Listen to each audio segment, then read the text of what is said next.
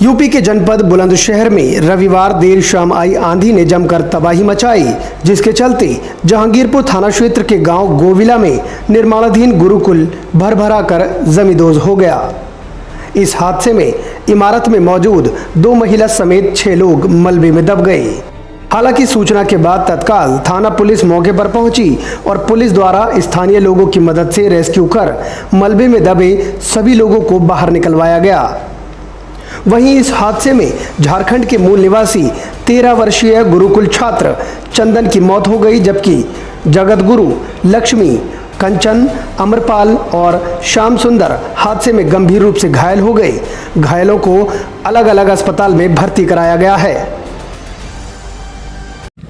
Time 24 की team इस वक्त जनपद बुलंदशहर के गांव गोविला में मौजूद है। ये गांव खुर्जा तहसील क्षेत्र में पड़ता है। आपको बता दें कि यहां देर शाम आई एक आंधी ने उस वक्त एक गुरुकुल को तबाह कर दिया, जब यहां संकीर्तन चल रहा था।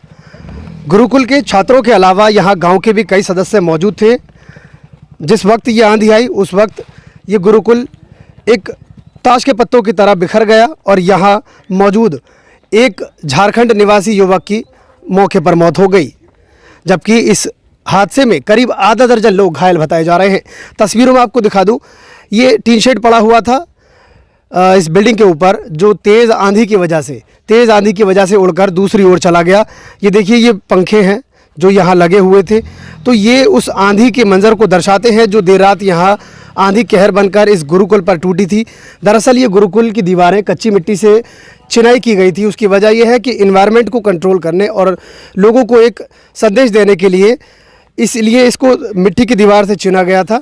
और यहाँ हादसे में जो लोग घायल हुए थे उनमें एक बच्चा भी घायल हुआ था, जो हमारे साथ मौजूद है। उससे बातचीत कर लेते हैं, क्या कुछ हुआ था यहाँ पर। क्या नाम है बेटा आपका? अनिकेत, कब हुआ यह हादसा, किस दौरान हुआ? कल सांझ 7 बजे आंधी आई थी बहुत तगड़ी।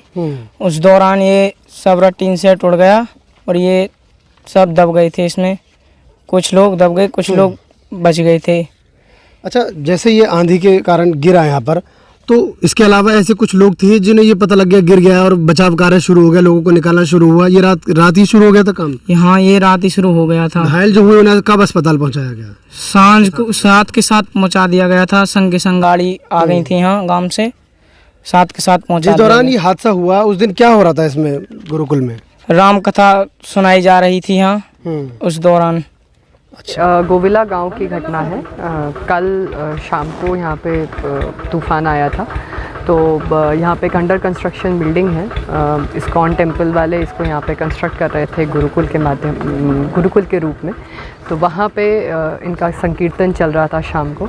तो इसमें 2 बच्चों का हताहत होने की सूचना आई है, जिसमें से अभी पता चला है कि एक बच्चे की मृत्यु हो गई है कैलाश अस्पताल नोएडा में ही, और गांव के 3 लोगों की उसमें घायल हुए थे, जिसमें अब तीनों के तीनों आउट ऑफ डेंजर हैं। और जो बच्चे की मृत्यु हुई है उसके पेरेंट्स को इन्फॉर्म कर दिया गया है और उसके पोस्टमार्टम की सारी प्रक्रिया पूरी की जा रही है। बच्चा झारखंड का पता चला है, अभी बताया गया है इनके माध्यम से कि झारखंड का रहने वाला था और यहाँ पे गुरुकुल में शिक्षा प्राप्त करने के लिए आया था। फिलहाल जिस युवक की मृत्यु हुई है उसका शव के पंचायतनामे की कार्रवाई के बाद पोस्टमार्टम की कार्रवाई की जा रही है, जबकि जो घायल है उनका अस्पताल में बुलंदशहर अस्पताल में उपचार जारी है।